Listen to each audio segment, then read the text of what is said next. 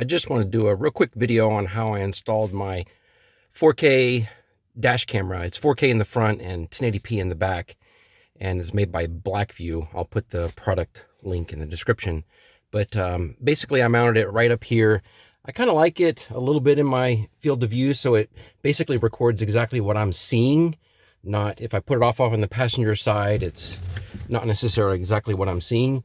And then also it has these lights on it and stuff that let me know if it's recording or if it's able to figure out where I am with the GPS. And so it gives me a little bit of status. And there's two wires that go to it. One of them is power, and the one in the back here, or the closest to the windshield, is the wire that runs to the camera that's in the rear. And it's affixed to the windshield with 3M tape that comes with it. But I basically use these little tools like this. They're just little plastic body panel tools to gain a little bit of access to the headliner here, and you peel it back a little bit and you're able to tuck the wires up in there. And then I ran them over here, and then the power wire goes down the A-pillar here, and I'll show you where it goes in just a second. And then the wire to the rear camera, I just kept following the headliner all the way around like this, and then the camera is back there. And I've got a little visitor coming to say hi. But the camera, I mounted it to the window that moves, because if I put it on the window closest to the door, when the window opens, it would hit the camera. And so that means when the window's open, the camera moves with the window. So I had to leave a little bit of slack in the wire hanging down. For power, I ran a power wire through my firewall. I had to drill a small hole in the firewall, and I put a rubber grommet that I got from Harbor Freight there. And then the wire goes up into the engine compartment, and it's plugged into my AUX 1 power port. And so I've got AUX 1 configured to power this device. And then I ran the cables up and over the center console here, down into the center console. And so one of these wires, this one here, goes to the camera, and this is the wire that comes from the AUX port in the engine compartment. And this is a battery expansion pack that BlackVue sells. It charges in about 40 minutes of driving, and then that'll give it about 12 hours worth of record time. So, you know, I don't get a full night of recording, but if you can configure the system to only make recordings when the vehicle is bumped, or if it detects motion, you can get more battery life out of it. And the battery pack is also expandable. You can put another battery pack on top of this one. It's a different part number, but you can put another battery pack on top of it and then daisy chain them together, and you can keep stacking them if you want a lot of battery capacity.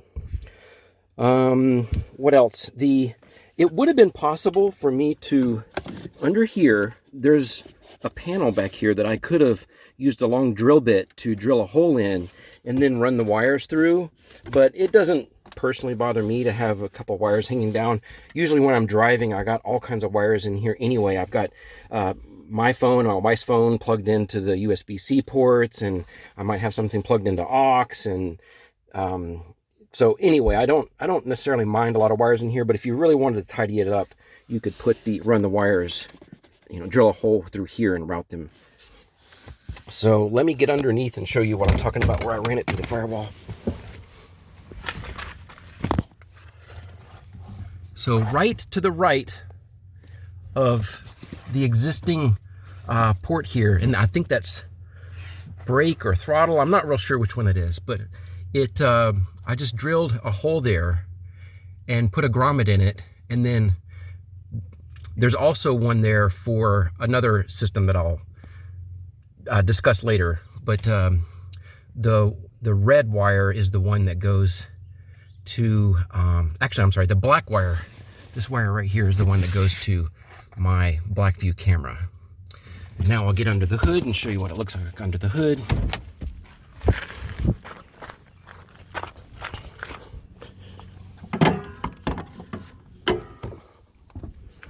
So it comes out down there. I can't really see it very well, but it comes out in a very easily accessible spot. I didn't have to remove any parts to get to it. And then I routed it up and I used one of the ports there on the AUX distribution panel for the power. So now let me talk about how I actually routed the wires down the A-pillar here. So they come down and they go down to here, but I removed this panel to gain access. Hi, Leonard. The neighborhood cat saying hi. And the way to do that is you can grab a hold of the right of this thing here and pull it, and then you can pull on this, and this thing comes out. Oops, didn't mean to turn the lights on. And then I was able to push a little bit on this panel from here, like this. And then with that, I'm able to put this tool in there, and I need two hands to do it, but I'm able to put the body panel tool in there to gain a little bit of leverage on it and pop the panel. Let me show you that.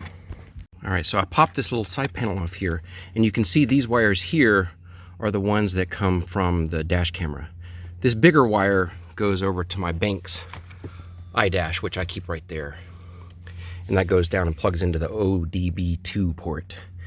All right, and that's really the extent of how I wired it. I think if I were to do one now, it might take me an hour and a half, and a lot of that time is spent drilling through the firewall, installing the grommet, connecting up into the power distribution panel, but actually running the wires wasn't that bad.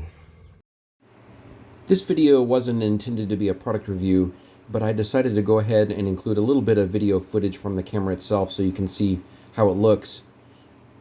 You should watch this in 4K and maximize the video on your viewer so you can get the best idea of how good the quality of the video is.